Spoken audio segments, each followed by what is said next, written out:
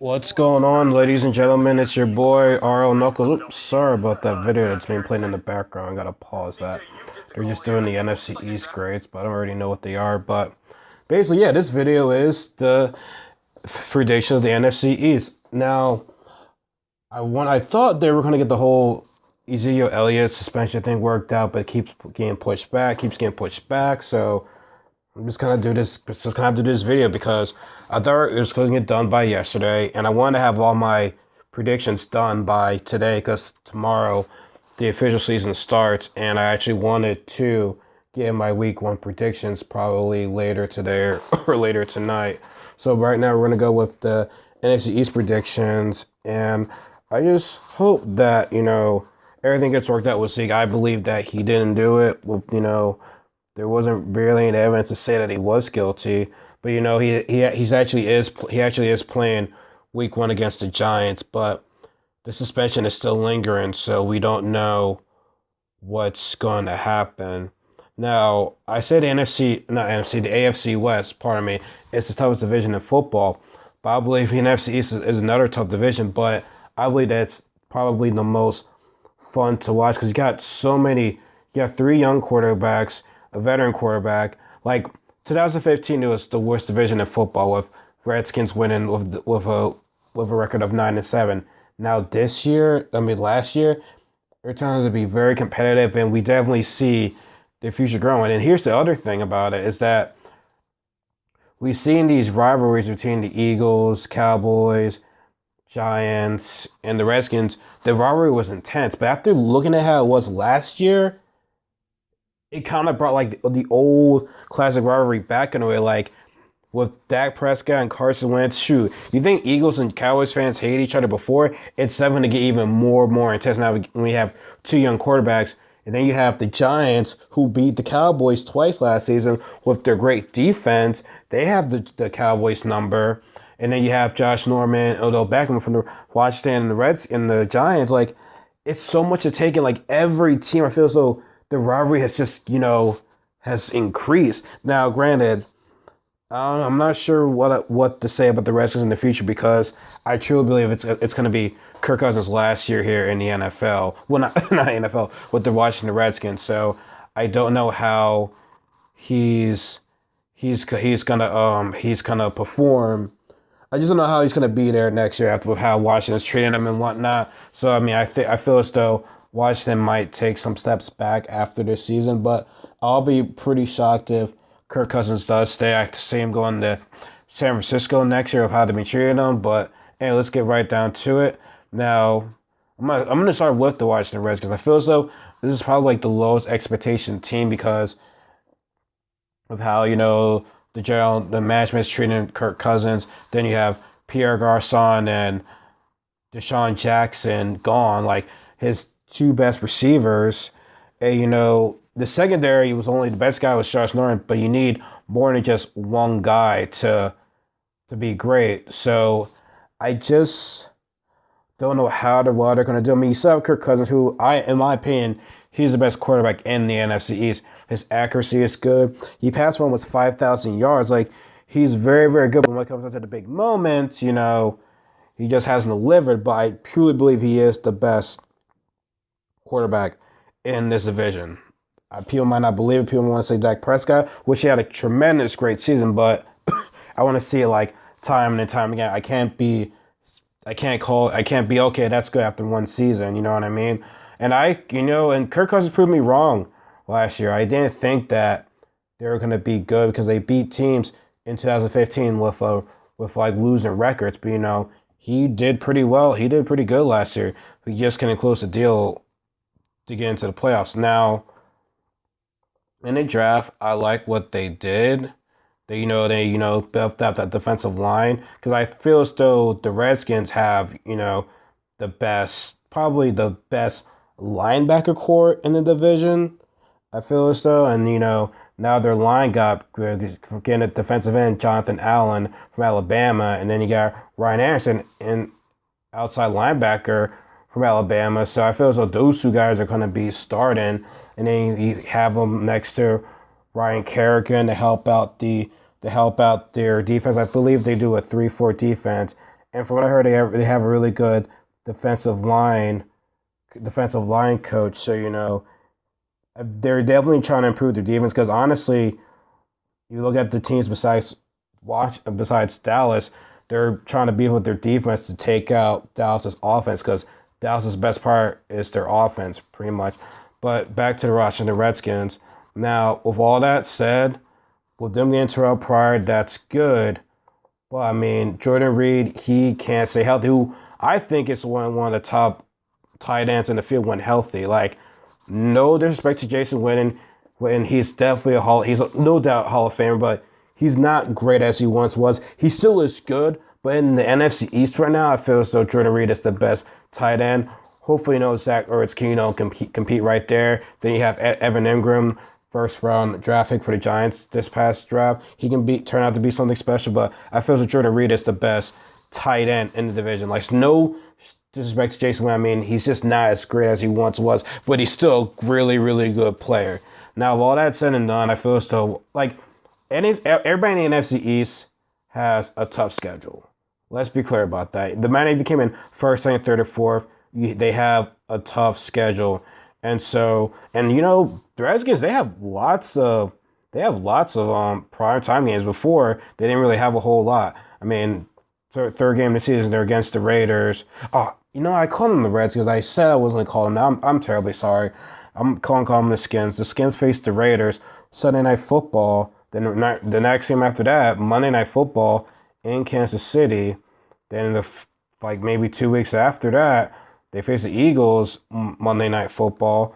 They're playing Thanksgiving night, which is the last night after the Cowboys. I feel as though Thanksgiving games, Cowboys always have the best games, but I feel as though with the Giants and the Redskins, that's going to be good. Then after that, they have a Thursday football game next week against the Cowboys. So, they have some pretty good primetime games. And now, despite all that, like, besides having Kirk Cousins, having Terrell Pryor, I think they come last in the division. I think they're going to go 9-7. I just feel as though losing Kirk Cousins' top weapons, he has a few, but his big time weapons are going to be gone. So, excuse me, I don't know how well they're going to do. I still feel he'll put up good numbers, but he doesn't really have all that much help. But expect the unexpected. Like, if I know about the NFC East is that the least talked about team who normally wins the division.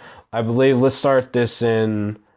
I guess you can start this in 2011. Or maybe 2010 when no one expected the Eagles to win with Mike Vick to win the division. 2011 Giants won with a 9-7 record.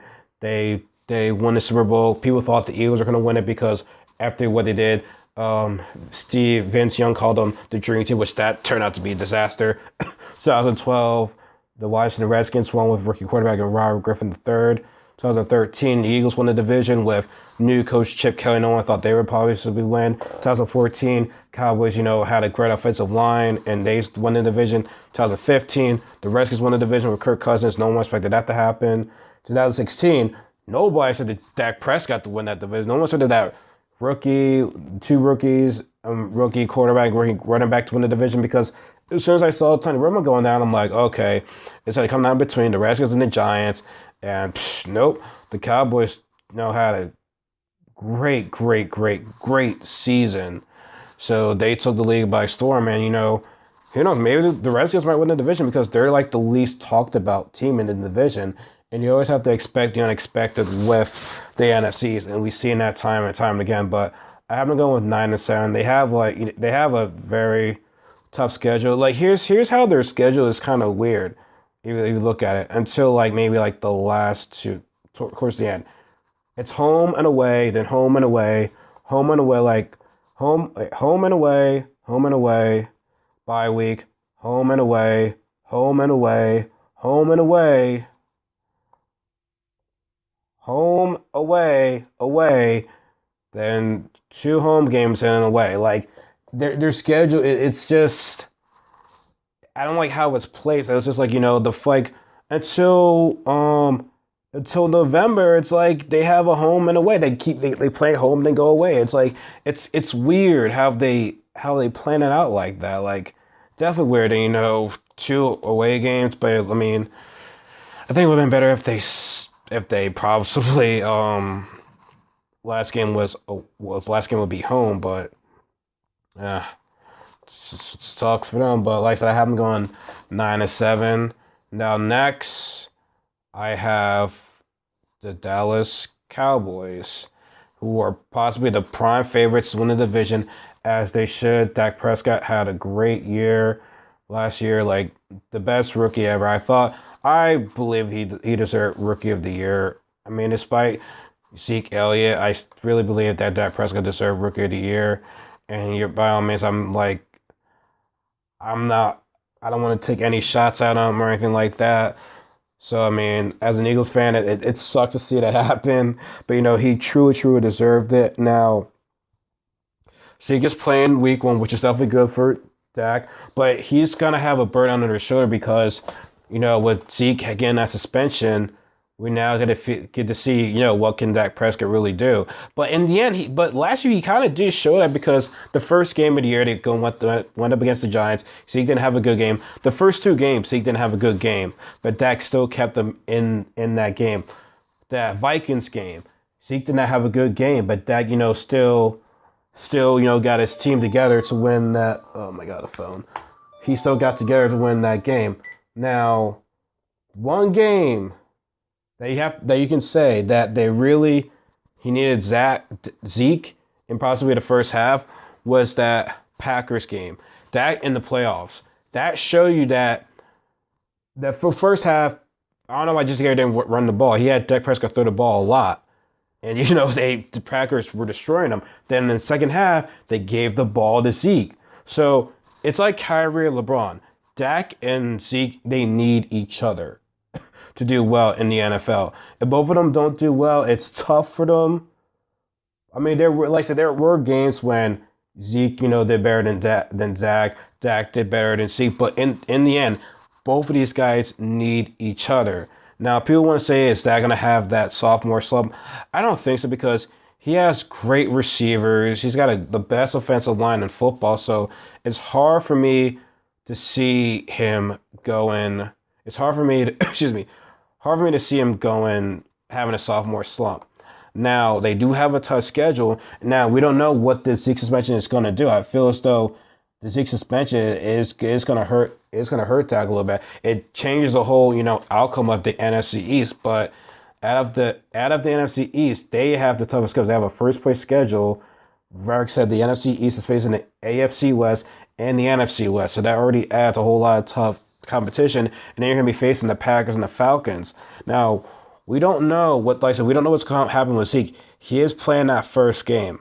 Now, with the Zeke suspension and everything, and having the first place schedule, like I said, it is definitely a tough schedule, especially, the last 4, actually, now you think about it, maybe perhaps like the last 5 games, 4 games, I guess possibly the last 4 games, if you want to talk about maybe Redskins, you want to add them in the mix, like the last 5 games is like home against Washington, away at the Giants, away at the Raiders, home against Seattle, then away at the Eagles. So if you want to minus the Redskins, you have really good Europe Raiders too. Cause, I mean, you got Khalil Mack, but overall those are 5 tough games, especially when you have your divisional rivals, close towards the end of the season. So I feel as though that part of the season is tough. Then the first part of the season, you're going against 4 good defenses. You're going against the Giants, Broncos, Cardinals, Rams. Now, I think they beat the Rams, but they still have a good defense, though.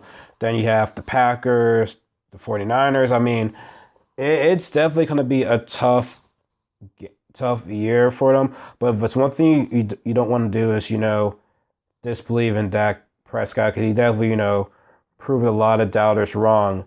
Now, with the Zeke suspension looming, we don't know what's going on. If it happens, honestly, even if it happens, I'm mixed. If it does happen, I think it's gonna happen. I think he doesn't. I believe he shouldn't be suspended, but I think he's gonna get suspended. Because it's the NFL, you can barely win against the NFL. But if he wins this, props to the brother. But I have them going 10-6. Now, they could be better. No, well, here's also the biggest kryptonite for them, for me, is that it's their defense. Now, they did get Taco Charlton because if it's one thing the Cowboys didn't have was a pass rush. They had a terrible pass rush. They couldn't sack the quarterback out. I mean, they did, but like it just wasn't. You didn't see any pressure. Taco Charlton can help that out, but it's gonna be tough only having one new guy to help out with that. Now, they did get Chidobe Awuzie, cornerback in Colorado in the second round. Then they got Jordan Lewis, cornerback in Michigan. I think Ryan Switzer in the fourth round is supposed to be like another Cole Beasley, but you have these rookie quarterbacks. Now, their secondary, I'll say this. They lost everybody, but I kind of have to side with them on that because when we really think about it, Brandon Carr, he just hasn't really done well for them. He gets hurt sometimes. Who else? Was Morris Claiborne? Yeah. Wasn't Morris Claiborne? Yeah, Morris Claiborne, like, he wasn't all that great, honestly. Like, he said he can be the best cornerback in the league, but, bro, I haven't seen that from you at all. Who else is? I think losing Barry Church was probably the big part of it. I think out of all of them, I think he was like the biggest loss. JJ Wilcox, I mean, the Bucks apparently traded him away, so they don't really need JJ Wilcox anymore.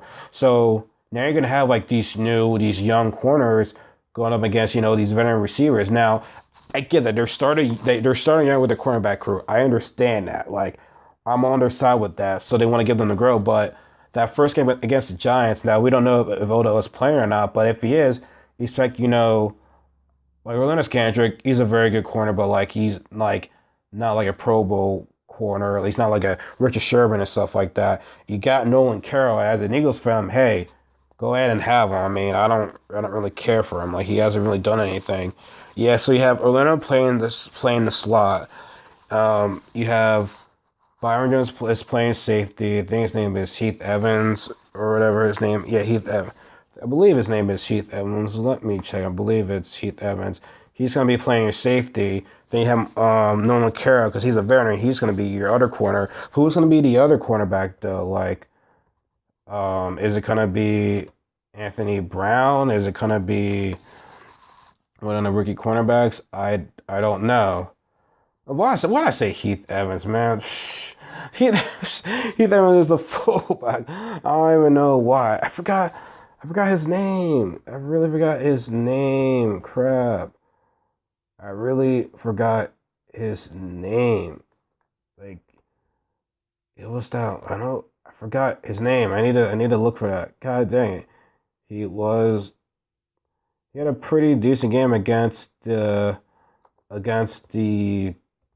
Packers, and I knew his name. I don't know why I forgot. I feel like I'm disrespecting the guy, and I didn't mean to do it like that. But I just really forgot his name. I'm going online to check what his name is because I know him. Oh my god, I don't know why the heck Jeff Heath. Yeah, see, yeah, I guess the Heath was the one that got me confused. Yeah, it was Heath. Yeah, Jeff Heath. But like I said, who's going to be the other cornerback? They might put Anthony Brown because he is a veteran now. So I don't think that cornerback is going to be enough to stop Brandon Marshall, Odell, Sterling Shepard, and probably the new tight end Evan Ingram. So despite all that, I have the Cowboys going 10-6. I feel as though they're gonna have like maybe a rough start, but they're kind of like ride together, get their groove back, and manage to, get to a 10-6 record. Now, despite a 10-6 record, I don't have to win a division. I actually have the Giants winning a division, and it kills me to say that as an Eagles fan, because in this offseason, I mean, they got Brandon Marshall. Now, their biggest negative is that offensive line. It is bad. But, you have the Packers have a bad offensive line. They can do it. Seattle has a terrible offensive line. They can do it. So, I mean, it's hard for it to be worse. But Eli Manning, though, it comes down to him.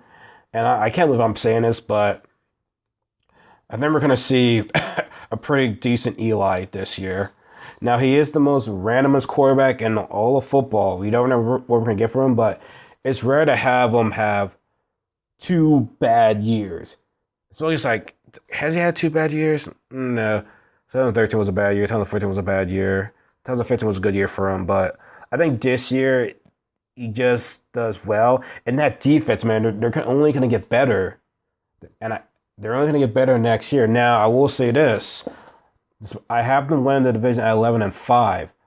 I think one of the 5 games that they lose to are going to be, possibly Seattle, Kansas City, Arizona, because Landon Collins, he's definitely proven himself a great player, but he once called himself not the first, the best safety. We have Tyrann Mathieu, Earl Thomas, Eric Berry. Do you think they're gonna sit there and take that? No, you only have one good year, and you're saying that you're the best safety. I feel so that that's called attention to a lot of these teams that have great safeties that they're facing.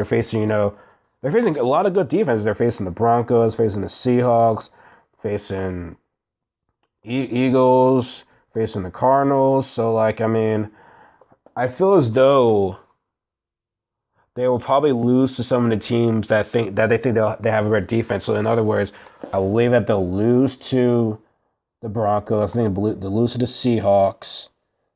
We did the lose to the Cardinals. I was thinking to lose to the Chiefs. Now, and I don't know what others, possibly the Eagles too. They're normally, I think, I don't, as much as I love sweeping the Giants, I don't think that's going to happen this year. That defense, is on another level.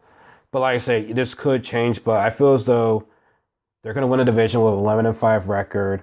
Possibly 4 of those losses are going to be teams against teams that have really good defenses. So they need to, Eli needs to step it up this year. But like I said, you have possibly. Now, here's the thing. I don't want to call this the greatest receiver core because it comes down to your quarterback. You can have the great weapons on the receiving side, but if your quarterback doesn't deliver, I can't call him the best wide receiver duo. At first, I thought it was Emmanuel Sanders and J.J. Thomas, but with Trevor Siemian, you really can't. He hasn't really performed all that great. So if your quarterback isn't playing great, you really can't have a great receiver duo. Like I said, if Eli has a great season, yeah, I'll call this the greatest receiver duo. I really would. I love Julio Jones and the guys in Atlanta, but with this, Brandon Marshall's hungry for his first playoff appearance, and I think for the first time he'll do that. I really feel as though Brandon Marshall will definitely help Odell, guide him and be like, hey, man, you can't be doing all this reckless stuff. I used to do this type of stuff. I used to do a lot worse. Having a veteran like him will calm things down. I feel as though people need to talk to Odell, because I didn't like how last year Ben McAdoo and Eli Manning were saying things on camera about, hey, Odell needs to cool down. Just be do that behind closed doors. Don't do that. Don't do that, and don't do that in front of the camera. Just behind closed doors. And I like what Ben McAdoo's comment about the Cowboys. Hey, any runback runs the same when they have nowhere to run. He's just showing he has confidence in his defense. That's all. People want to take it as a shot, but it's just having confidence. And also, with the whole Dak Prescott thing when he said about Ezekiel Elliott that they don't need him or whatever, it doesn't matter who's back there. Now, I get what he's trying to say, but do I think it was the right time to say it after what's going on with Zeke? I don't think it's the right thing to say. Because, maybe Zeke might be like, yo, man, really? I get that, but after what I'm going through right now, that's probably not the best thing to say. But I get where Dak Prescott's coming from. And last but not least, we get into my Philadelphia Eagles. And, of course, I'm going to have some, some bias stuff in this. But, I feel so. This is a year that they definitely have to be better. You can't be worse than a 7-9 record. And I believe that they will get better. Carson Wentz, I think, will have a better year. They do have depth on the running back thing. I feel as though that's the weakest part of the offense is the running back. Blunt. He's probably not gonna have the year he did in New England, obviously, but I think we're gonna keep on switching up with him, Smallwood, Sproles, Clement. I don't think Pumphrey. I think we're really gonna see Pumphrey. Like, I'm glad they kept him. I'm surprised they didn't put him on the practice squad though, because I will think he will. Like he will get things. He will get things together. I feel as though.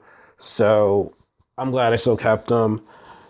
Cornerback getting Darby was a huge upgrade. It's still not the best cornerback crew, but we'll still have to see what happens. Now, I like when the draft they got Derek Barnett. I didn't know the guy. I wasn't expecting a defensive end, but as I'm thinking, I'm like, yeah, we really didn't get much on the pressure on the quarterback, so he was a good pickup. People were saying he was the best defensive end in football in the draft, so we'll have to see. He's probably not going to start, but he's probably going to get a good amount of reps as the starters get. Now, just like everybody else in the NFC East, the Eagles have a tough schedule, and they already have, and they start off and playing in Washington, and that's going to be a tough game because the Washington has beat the Eagles 4 times in a row. But I feel as though this is the day when we beat the Redskins because without Lane Johnson, like I don't want to say any excuses. We knew what was going to happen, but without Lane Johnson in those 10 games, it turned out to be worse than we thought. It was really, really bad. In the first game against Washington, Big V was getting killed by Ryan Kerrigan, getting destroyed. And now with Lane Johnson in the lineup, we can probably do better. And then that second game against Washington, we're on that, that game-winning drive. Ryan Kerrigan destroyed Matt Tillman, and Carson Wentz didn't see Kerrigan, and fumbled the ball, and we lost that game. So the first 2 games in Washington and in the Chiefs and playing in Kansas City in their home opener, that's gonna be a tough game. But with this tough schedule, it's towards the end it gets tough.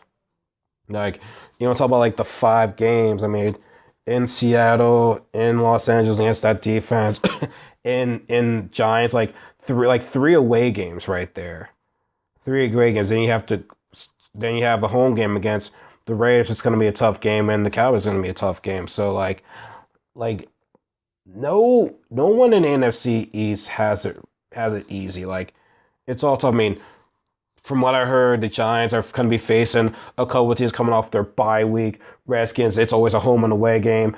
Get Dallas Cowboys, their last couple of games are tough. I mean, it's just not easy in the NFC East this year. It isn't, but it shows. It just shows what this team can do. And I also have the Eagles going 10-6.